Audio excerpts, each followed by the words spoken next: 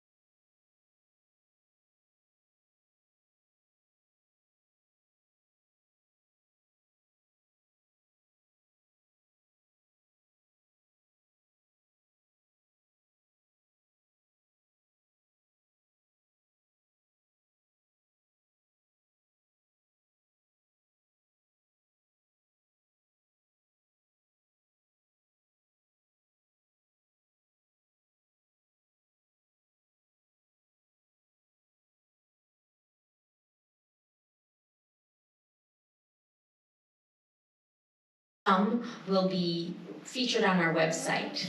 We publish in the print version children who are 12 and younger, occasionally a 13-year-old who changes their age between the time that they're printed and when we publish. And then we publish children who are older on our website as special features that we share, and folks from all over the world come and take a look. We're excited that you're here. You're excited to hear children read their work. So without further ado, we'll go ahead and get started. The way it'll work is I'll say your name when you come up. If you'd say your name and the name of your piece again, and then they'll share your work, and we will applaud uproariously. And then you'll sit down, and we'll invite the next person, and it'll go just like that. So thank you very much for being here, and without further ado, we will start off with Lou Graiff.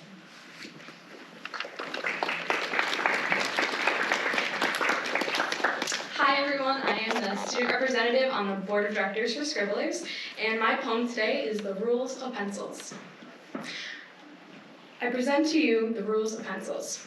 1. Reliability is sensibility. If you're like me, your third grade teacher told you Dixon Ticonderoga pencils are the most durable, the most trusted, the most reliable. Holding one is a sensible action to allow your ideas to flow, write all you know, keeping your mind sharp. Reliability is sensibility. It's smart, a vehicle relaying messages straight from your heart to hold a Dixon Ticonderoga in your right hand. Palms sweating, imagination itching, mind racing. Your support begins to glide, accompanying you on your journey of writing side to side. 2. Choose your words wisely. The author thinks the thoughts, writes the words, scribbles the stories, and it's a pencil that devours the drafts, edits the essays, criticizes the columns. Mercy is not a factor in the scrutinizing critique. Choose your words wisely so when your eyes trail off and your hand lifts from the page, you're not left stabbed in the back. 3. Perfect your point. A good pencil comes sharpened, a tip of longevity and a yellow cylinder of power. Prepared pencils offering assurance and alliance to the author. Perfect your point, so when you're mindlessly dictating letters, you're surrounded by go-getters, a sense of protection in this personable partnership. 4. Allow for erasing. Every pencil comes equipped with an eraser, a make this mistake go away laser, a chance to try again. Have faith in the rear of your pencil because mistakes are bound to happen. Erasing will be needed, but bracing for the impact won't be so bad. With your trusty pencil, you'll be glad to have had. 5. Believe in the power of a quality pencil. Not every pencil is a good one. It's torso of wood splintering the hand of the beholder, a betrayal too real to empathize. Investing in a quality product is essential to one's lifelong success after all. Who needs a 50 count of the mechanical, fake, broken pencils when you can have 5 Dixon Ticonderogas?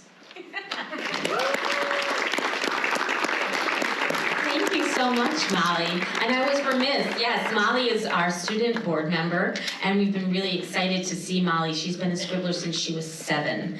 And also in the room is our chair of our board of directors, Dr. Liz Yanoff, in the back, wearing the purple Skribbler shirt. Thank you so much, Molly. Our next reader is Shreya Sharath.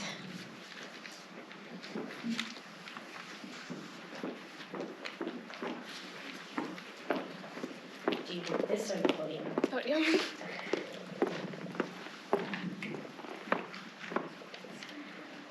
Hi everyone, my name is Shreya Sharith, and this is Behind the Walls. I wrote this story because I wanted to answer the question, what is one issue your generation faces that adults should be more aware of? My school has tried incredibly hard to make every student feel comfortable and safe. They've created clubs to spread awareness about different cultures and different ideas. One of these clubs is called the Gender and Sexuality Alliance, or the GSA. Some kids at my school attend this club because they want to support the LGBTQ+ community, while others are actually part of the community. I've noticed that the most common question that these kids are asked is, do your parents know? While there are a good number of kids who are fortunate enough to have supporting parents, my question is, why can't others tell their parents? Why can't they tell the people who are supposed to love them no matter what? Why can't they tell the people who are supposed to protect them no matter who they love? Many can't tell their parents because of religion, culture, or maybe just the fact that they'd feel judged or neglected. Some kids are terrified that their parents wouldn't love them anymore. What I can never get over is the fact that parents care more about who their children loves more than their own children. As an Indian, the idea of love itself is not something that is introduced at a young age. Introducing the idea of loving the same gender or not loving someone at all is something that, we don't talk about. But growing up in an Orthodox community, I've always known that there's two genders and the simple fact that a man has to marry a woman. And not once have I ever heard someone say, love who you want to. Many communities can't come to accept this. But it's not just the Indian and it's not just one community. It's a lot. And all this judging and neglecting has led to many people feeling lonely. It's also led to them questioning their feelings and constantly just wondering if they're overreacting. And when they finally realize they truly aren't overreacting, they feel like they have to hide one of their biggest milestones from their family. Adults need to know that being part of the LGBTQ+ community isn't just a phase. They also need to know that their child can't neglect their child and force them to hide who they truly are. Parents can't change their children, so the best thing they can do is be there for them and love them for who they are. Thank you. Thank you, Shreya, for those meaningful and heartfelt sentiments that are so important for all of us to hear and think about. Our next reader is Lila Alieza. And maybe I pronounced it wrong, did I?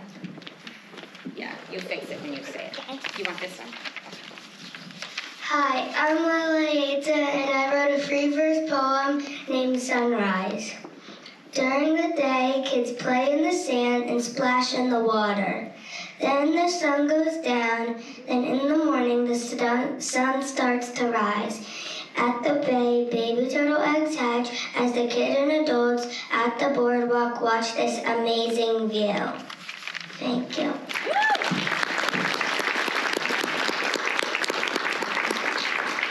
Excellent, thank you so much. Next we have Faith Buckley. Bickley? Faith Bickley, thank you. Hi, I'm Faith, and I'm reading Bullying. Bullying is not right, even though you may have problems in your life. Strong kids don't bully. It's not right. If you get bullied, don't hit or scream, because it will be more of a problem. And don't say anything. Just take a walk and think to yourself what you can do right. Just ignore them or tell the teacher what I do. Take a break, tell the teacher, and ignore them. Well, sometimes I do that, and I sometimes talk to myself about what happened, and I think in my head something funny so I can make myself happy.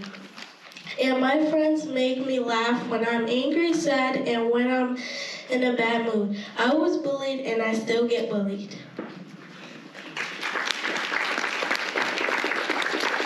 Thank you for sharing, Faith, and we hope that the bullies are listening and step back. Next, we have Olivia Collin reading The Alleyway. You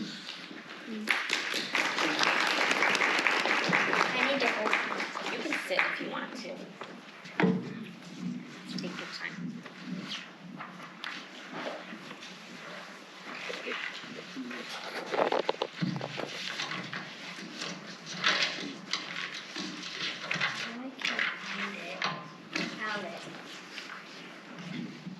Hi, I'm Olivia Collin and I'm reading The Alleyway. In New York City, in a dark alleyway that smells like rotting food, sits a garbage can staring at a stray orange cat eating fish. The garbage can grumbled, "Get out of my alleyway," to the cat. He listened to cars driving by, counting the taxis as they drove by. When he saw two people walking by, holding hands and smiling. He absolutely hates when people are happy. He needed to fix this. He needed to fix this now. He needed to make a plan to make everybody grumpy. First, he tipped himself over to make all of his garbage come out. Unfortunately, everybody moved away from the alleyway, and so he didn't see any grumpy people. Second, he made a big pile of garbage, thinking that hopefully when somebody comes to put garbage in him, he'll trip them and then they will fall into his pile of garbage. Unfortunately, he tripped the person and they fell backwards instead of falling forwards into the pile of garbage. Third, he kicked the building next to him and made a giant hole in it and then spilled garbage in it. Finally, it worked because the person living in the apartment needed to pay to have the garbage removed and to fix the hole. That made the person grumpy and mad. He cracked a smile. Yes, he thought. Then he was more mad because misery loves company. Just then a garbage truck came to collect the trash and he was picked up and all of his stuff was dumped out. He felt empty and that made him sad. The end. Thank you, that was lovely. Next we have Mashia. You ready? Did she leave? Okay. Next we have Pranusha reading Seasons Fight. You want to do podium or no?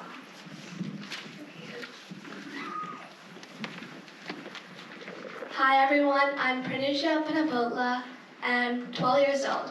Today I'm going to be sharing with you my poem called The Seasonal Fight. It's a seasonal fight that never ends. One will always lose. All we can say is goodbye. Goodbye, summer. Your bright shining torchlight was lit every day, and children of every size came out to play. Oh, how I wish winter never arrived with his bloody fall. How I wish your blaze still lit the sky, warm and humid on my skin. Goodbye, summer. Your beautiful sunshine time is over. Winter's turn has arrived. Fall shall turn the leaves red and yellow, slowly withering away. Winter shall eat the bright green grass and set his mark of white. Soon the snow-capped cars, houses, and trees will be there every day. Children won't remember you, summer, only the frostbite. Goodbye to the bees and occasional breeze, for we'll only see them after 6 horrible months. Winter has been making his way, freezing everything in its path. Cold and bitter, how will I survive? Without you, summer, golden has turned to silver. Come again and come soon, with your balmy and hazy sight. Goodbye, summer. Can't you all imagine the tears of winter? Snow-capped mountains will reach up to the sky. Snowflakes will flutter down in a swirling dance. White will coat the ground, the trees, and the cars, marking that winter is not going away. A frosty blanket of sparkling snow will lay over the land, icy edges sharpened. The sky is blue, the air is still, and the trees will be encrusted in sparkling feathers. The icicles will become daggers, the snow will become cold and crisp, as we are drawn into the middle of winter. The cold and bitter days will soon pass. Spring and summer will be returned to me. However, there is a hope. We all will get through this harsh winter time together. We will, and that's for sure.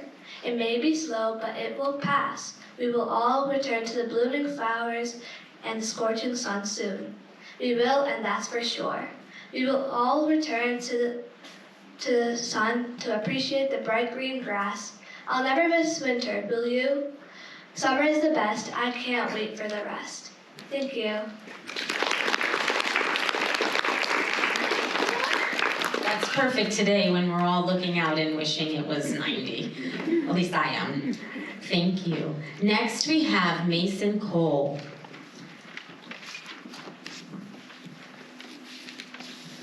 My name's Mason, and I'm reading Beautiful Green Trees and the Bees. Trees, beautiful green trees. They cover the planet and help the bees. The bees help the trees that cover the planet, the beautiful green trees. Lovely, thank you, Mason. Next we have Kira Kohler, letting us know why we have trees. Totally legit. Do you want this or this? Hi, my name is Kira Kohler, and I apologize because mine is a lot longer than everyone else's. So, this is why we have trees, the totally legit version. One day, before the earth existed, there were two mothers. One was called the sculptor. She sculpted marvelous things with her intricate tools. One day, she carved a globe with mountains, valleys, hills, and dunes, but no trees. Those come later. It took years to complete since the sculptor was very precise and wanted her project to be perfect. She spent weeks carving every single blade of grass without even a single snack break, mainly because snacks hadn't been invented yet. When it was finished, it was magnificent. The sculptor was proud of her work, but when she showed it to the other mother, she shook her head. The other mother was called Life. Life told the sculptor, "Your creation is beautiful, yes, but it lacks depth. Everything is just sitting there.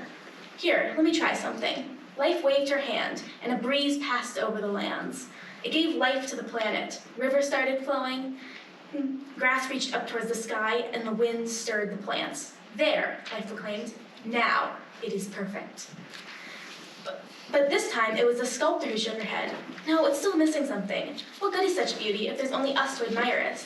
This earth needs people." So the sculptor brought out her tools and created a race of giants. Only the mountains rose higher than the giants' heads. Like everything else the sculptor carved, the giants were beautiful. They had long, flowing green hair and robes of the same shade that fell to their knees.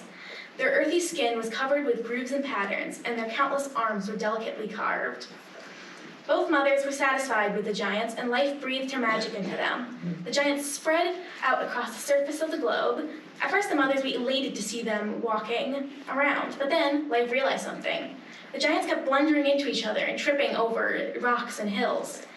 That she leaned closer, and then it hit her. "Sculptor, you fool! You forgot to give them faces!" The sculptor cried, "Oops.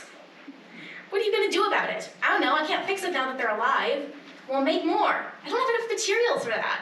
"Figure it out." The sculptor sighed. "Fine." She carved another race, much smaller than the giants, with ears, eyes, noses, and mouths. When she was finished, Life once again gifted them with her magic. The people quickly started building huts on the land. Their eyes took in the world's beauty, and they started to think. As they discovered things, they gave them names. They named mountains, rivers, valleys, and dunes. They named the animals I saw, such as sheep, mice, crickets, and salmon. They even named themselves humans. They climbed the mountains and named the world as a whole, Earth. The mothers were happy with what they created, so they went to sleep. Both were scared of the dark, so they turned on a bright nightlight in the sky. The Earth circled their home, and their nightlight created night and day. However, there was one problem with the Earth, and to learn about that, we'll have to see the perspective of a human girl named Raina. Raina was tired of the giants. Sure, they were pretty and all, and they didn't mean any harm, but they were blind and deaf and couldn't see where they were going. Almost every day, a giant would trample her home. She tried to shout at them, but they couldn't hear her. Raina was tired. Tired of rebuilding her home just to have it stomped on, tired of being unable to garden without being trampled, and tired of eating mutton every night because those darn giants kept stepping on her sheep. One day, she'd had enough. It had been a week and her house was still standing, so she thought she could risk planting some cucumbers. The second she finished, a giant came lumbering along, flattening her house, her garden, and her prize lamb, Dolly. "I am sick of this," Raina announced, bursting into her best friend Mia's house. "Giants again?" Mia asked, smiling ruefully. Raina sat down at Mia's table and accepted a cup of tea. "Always. I just have planted some cucumbers, too." "Well, it is what it is." "No," Raina snapped, "it never is what it is. It's always what it's not." "Anyway, I'm not going to stand in for this one day longer. Mia stared at her. What are you gonna do? Take it up with the mothers? You know what? Raina stood up. Maybe I will. Mia laughed. Good one. When Raina didn't laugh, her smile faded. Oh no, you mean it, don't you? Well, obviously. Mia sat down, putting her head in her hands. Okay, first thing, how are you gonna get the mother's attention? They've been sleeping for the past 60 years. Raina shrugged. Maybe shoot a flare gun at them? Raina, this is less than 100 years after the beginning of time. We don't have flare guns yet. Give it another 2,000 years. Oh, right. Well, then I'll light a big fire. Have lighters been invented yet? No. Darn. You know what? I'll just figure it out. She started to leave. Where are you going? Mia asked. To start my trip. Mia shook her head in exasperation. Where are you going that's high enough to get the mother's attentions? The mountains. Mia gasped. Not the mountains. Raina frowned. What's wrong with the mountains? Mountain George lives up there. You don't cross Mountain George. I'll be fine. Raina waved goodbye. I'll text you when I find the mothers. Cell phones haven't been invented yet either. Darn it. Raina tilted her head to the sky as she tried to see to the top of the mountain she was about to scale. She planned to climb to the top and make a bunch of noise and maybe light a fire. The only problem with this plan, okay, not the only problem, was that she'd have to time everything perfectly if she didn't want to spend the night on top of a mountain. I guess there's no time like the present, she mumbled to herself. She started the long journey up the mountain trail. Raina actually made a quarter of the way up the mountain before the problem started. She was carefully picking her way up a slippery, muddy stretch when the blast of a horn almost made her fall. What the heck? She started looking wildly to see where it came from. At the bottom of the mountain, a figure was holding a horn. As Raina stared in belief, the horn continued to blow. It took Raina a hot second to realize that the noise was actually a Morse code message. She listened carefully, hoping for advice. We have come to discuss your car's extended warranty? Oh, come on, I don't even own a car. Raina turned around and continued her trek. It wasn't easy with mud, loose stones, and steep cliffs at every turn. Once she even saw a puma. But with patience and diligence, she succeeded. Before nightfall, she was facing the final cliff she needed to climb before reaching the top. Being used to this by now, Raina clambered up the rocky face without too much trouble. However, just as Raina grabbed a hold of the top of the ledge, her foothold gave way and dropped out beneath her. As she desperately clung to the top of the ledge, Raina figured she was doomed. Then someone grabbed her hand and pulled her up onto the ledge. Thanks, Raina gasped. I thought I was a goner. She picked herself off the ground and looked at the rescuer. He was a middle-aged man with all the markings of a hobo. No problem. It's been a while since anyone has visited me. My name is George. I live on this mountain. Hi, Raina. I'm Raina. George, huh? I don't think I've heard of you. No, I do think I've heard of you. Really? What did you hear? Raina hesitated. Don't worry about it. Anyway, I came up here to try to talk with the mothers. Do you mind if I light your house on fire? I don't have a house. Oh, change of plans. Raina looked at the sky and screamed at the top of her lungs. Nothing happened. The mothers were too far away to hear her. Raina looked around for some other mode of communication. By now, the sun was starting to set, so she needed to think of a plan fast. As Raina observed the flat mountaintop, she noticed something. There was a giant boulder sitting very close to the edge of the cliff. Maybe if she pushed it off, the noise would be loud enough to attract the mother's attention. Raina strode over to the boulder and pushed it with all her might. It moved maybe an inch. This wasn't working. Hey, George, she called. Want to help me push this off the edge? Sure.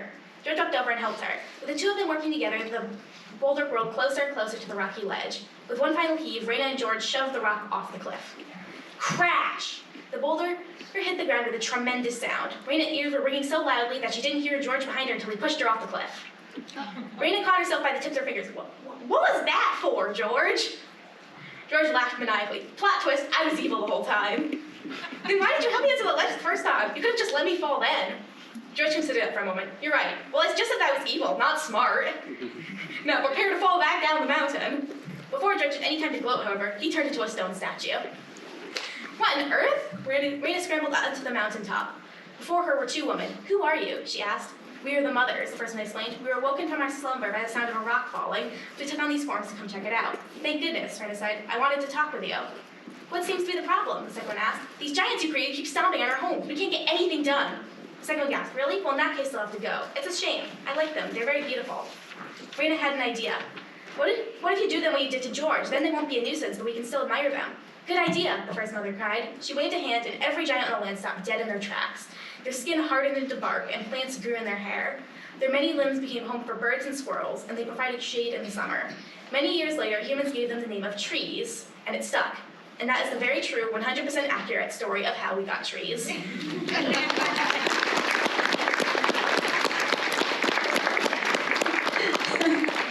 Thank you, Kira. That was fun. Next we have Autumn reading My Karma World.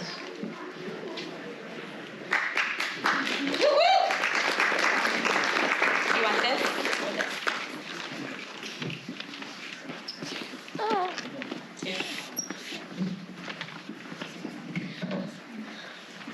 Hi, my name is Autumn, so I'm gonna read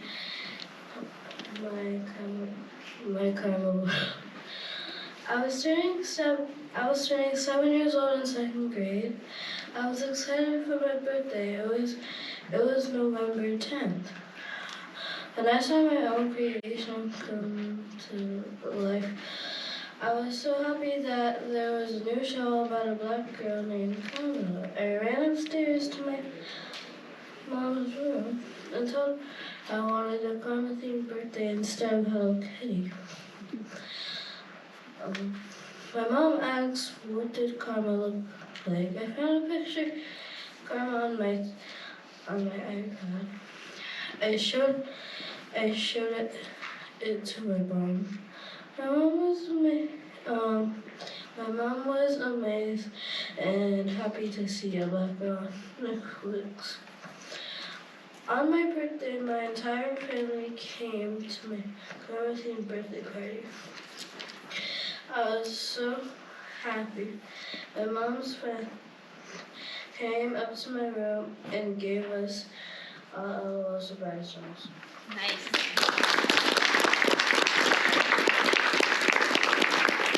Wonderful. What an important point that we now have karma and representation matters. Next we have Tim Stewart reading Treaty of the Moo Moo Moo.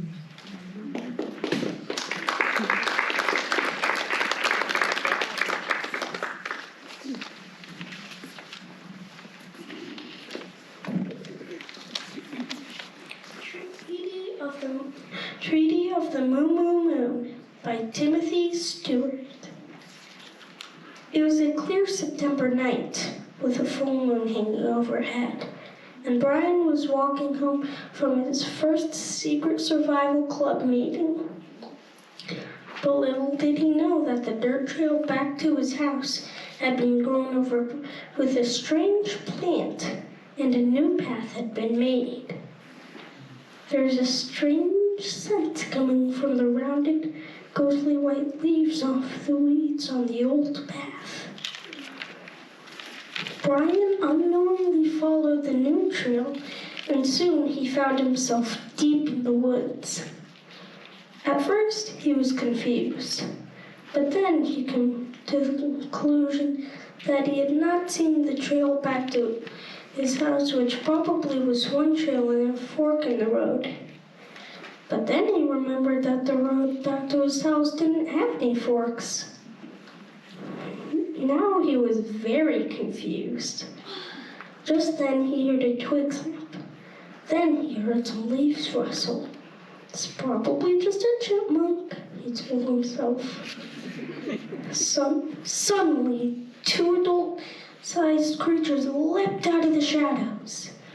Definitely not a chipmunk, Brian said in a small, shaky voice. Yeah, we're werewolves, and we want food, said the skinnier one of the creatures. Shut up, you puppy, said the brawny one. I get first pick, remember? By now, Brian was shaking so much that the leaves around him looked like they were scared too. Just then, an idea popped up in Brian's head. If they're werewolves, then they must love the moon, he thought. He quickly scrambled up the nearest tree. Trying to hide in the branches, eh? Said the brawny werewolf. Nope, said Brian as he grinned so wide it looked like his head had split open. Then he nimbly shifted half his weight to the very top of the tree, making the branches cover up the light of the moon. Both werewolves gasped in shock as the moon, the one and only thing they worshipped, disappeared before their eyes. As the werewolves gaped at what had just happened, Brian tried to sneak over to the closest branch on the next tree, but in doing so, he made the branch bend back. "Hey!" shouted the brownie werewolf. "Stupid!" thought Brian. "Stupid, stupid, stupid!" Just then, another idea popped into Brian's head. "Wait," said Brian. "Before you try to eat me, if you don't want the moon to be permanently smothered, then leave me and all the other humans that pass by alone." Said the brawny werewolf as he thought about it. "But what about food?" whined the skinny werewolf. "I have lots of beef at my house," said Brian. "I'll bring you some every night." "What's beef?" asked the skinny werewolf. "It's meat from cows," replied Brian. Both werewolves whispered for a second and then shouted, "We agree!" 2 weeks later, Brian was once again in the woods, but this time he wasn't afraid at all. Now, the werewolves and him were best friends. They would howl at the moon and eat raw beef together. And that, my friends, concludes the story of the Treaty of the Moo Moo Moon. Don't miss the sequel, Ghosts Under the Covers.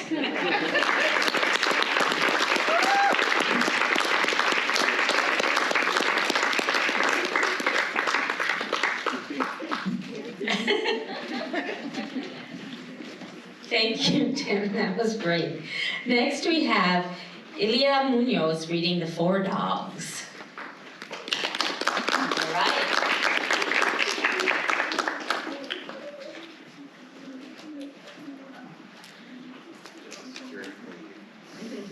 It's all right. Do you want this one or do you want the hand? Which one's the hammer? All right.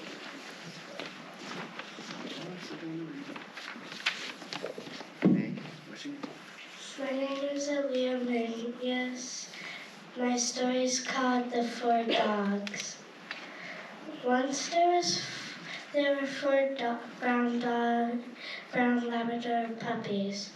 One was given two like to roughhouse, and the last like to steal.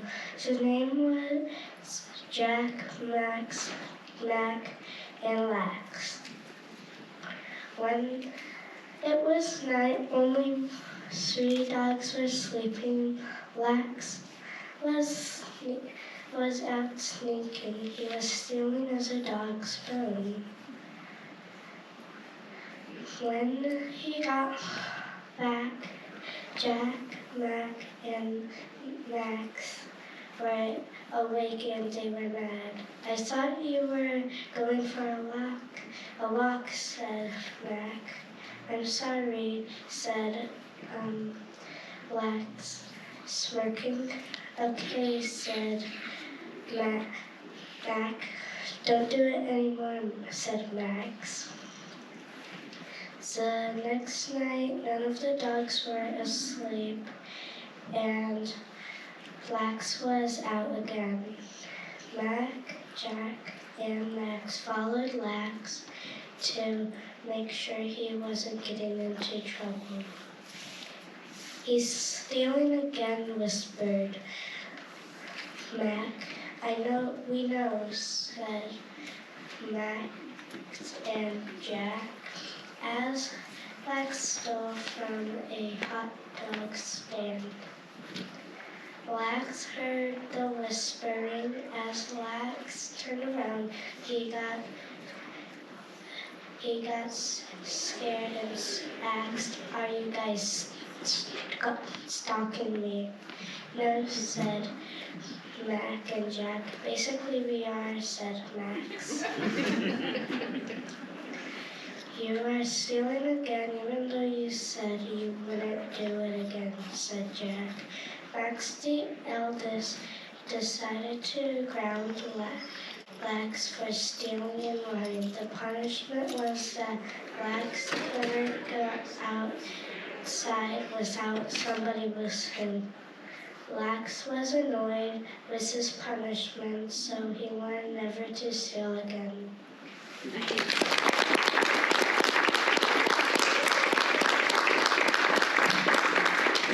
Nice job. Thank you. All right, thank you so much. And we're glad that puppy learned how to be a proactive citizen. Next we have Janaya reading My Cat Named Princess.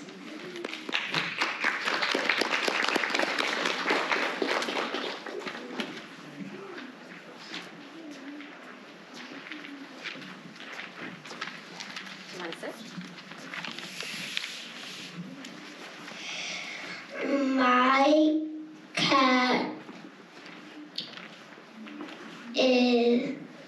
My cat is pretty because her fur is a pretty brown. My cat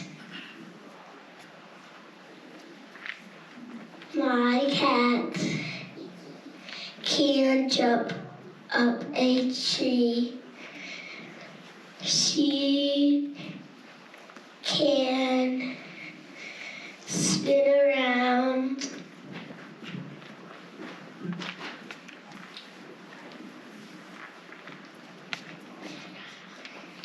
And she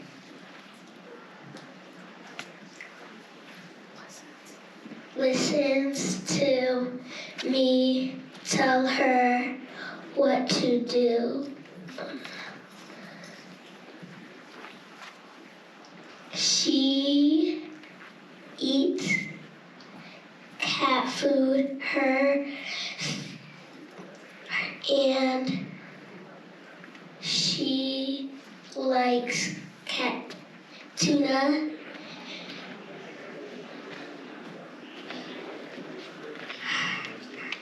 Her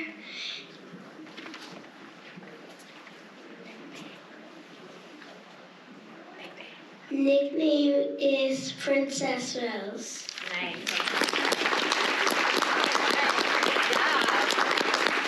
I'm impressed that your cat listens to you. I have never met a cat that listens to me.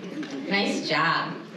Next we have Shrija Santhikumar reading 2 poems for us. I'll let you share the titles.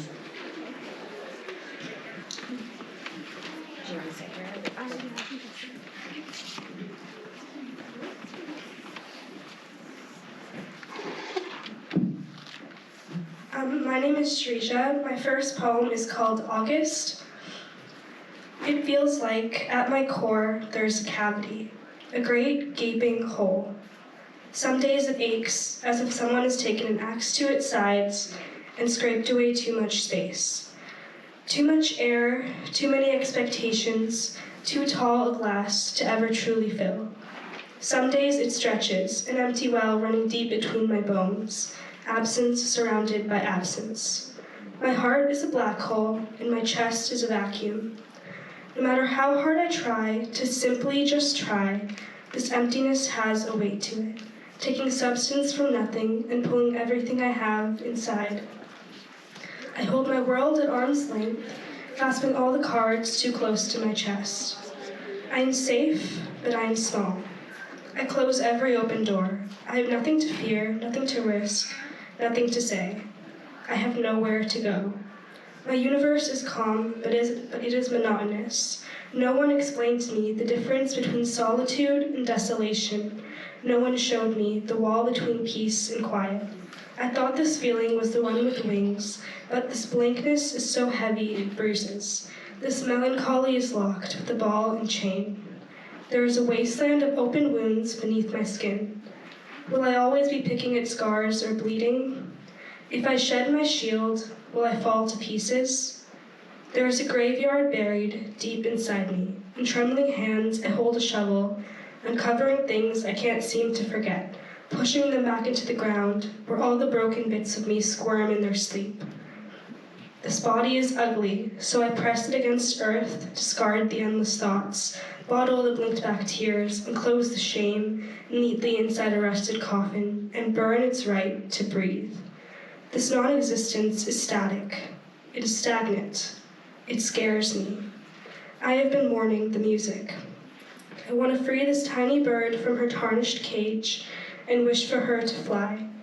If she can soar through stormy skies when she was once afraid of the sound of thunder, then maybe I can unlearn this silence.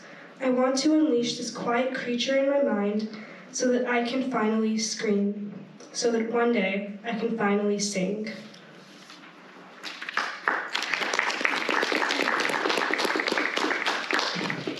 My second poem is called Roses and Lavender. I clench my fists, holding a bouquet of roses and lavender between frigid fingers. I've been told my palms are soft and smooth, and I know life has barely touched them. She has not yet weathered my skin away. She has not yet pinched me out of my dreams. This blushed meadow in my hands has no reason to form fault lines and fragile roots. This forest in my mind grows mangled and morose. It blooms, but it bruises. Under the weight of all the rain it's been given. It crosses a line between flourishing and flooded. The flowers inside me have been falling apart. I know that life doesn't die this young, but I wonder, does growing up mean growing duller? My palms are still delicate and graceless, shaking but never shorn, and I load this body for every inch of blemish and bruise. I touch my hands to my face, trace my skin for answers. I'm a mismatched puzzle, the pieces put together all wrong. I'm a braid of careful intricacies, a knot of countless inconsistencies. I'm the blood of thorn-pricked palms and the silky scent of pastel purple.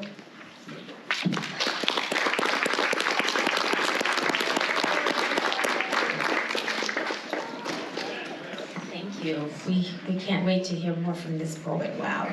Thank you so much. Next we have Jana reading my story about April Fools.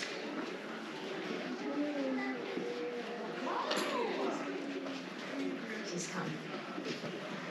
When we finish, if all of the readers would come up for a photo, and we also have a little gift for you. Hello, my name's Janelle. I will be reading my story about April Fools.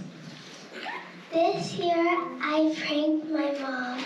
These are the ways I tricked her. I put water in her shoes so when she put on her foot in the soggy shoes, she would say, ah! Another way I prank her is I put food coloring in her toothpaste so when she brushed her teeth were purple, stained for a week. I kind of felt sorry for that one. Once she pulled a prank on me. So when I was going to school, I have a dark water bottle. She put black food coloring in it. So when I went to school, the teacher saw that my teeth were black, so she offered me a toothbrush. I started brushing my teeth in the girls' bathroom, but then the office announced that there was a fire drill.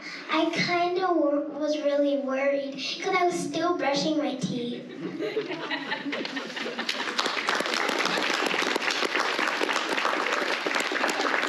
Thank you. Nice. Next we have Shaim reading Shaim's rap. You got this. Do you want this one? Do you want to use that? Go ahead, baby. Got it.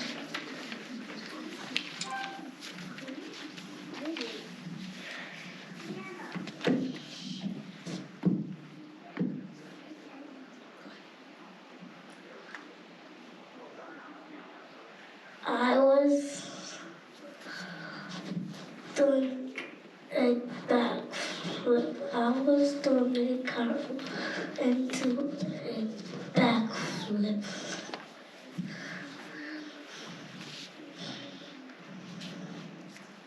In the car, out the car, I jumped over the car.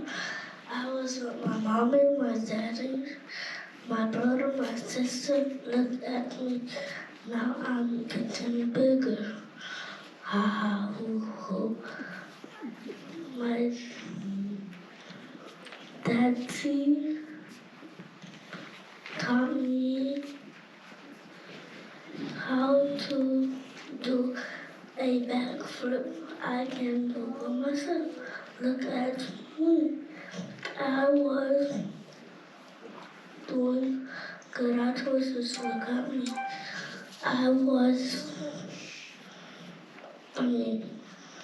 I gave my teacher a hug and kicked a ball. Look at me, look at me. I'm proud of me.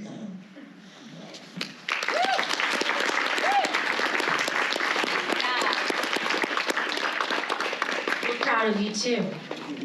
All right, we have our last reader to inspire us as we step out, and if all of our readers would come up at the end to take a photo, and so we can give you a gift. And our last reader is Mariana Hendrick, reading Be You. Do you want this one?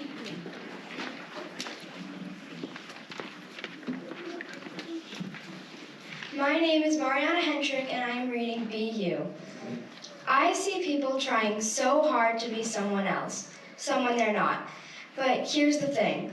We're all different, yet people are still trying to be someone else so they can be cool or popular.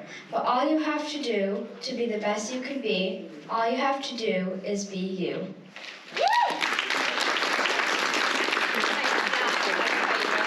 Thank you so much. Will you stay up here so you can be in this photo? If all of our readers would come up so we can get a photo of you together to commemorate this day.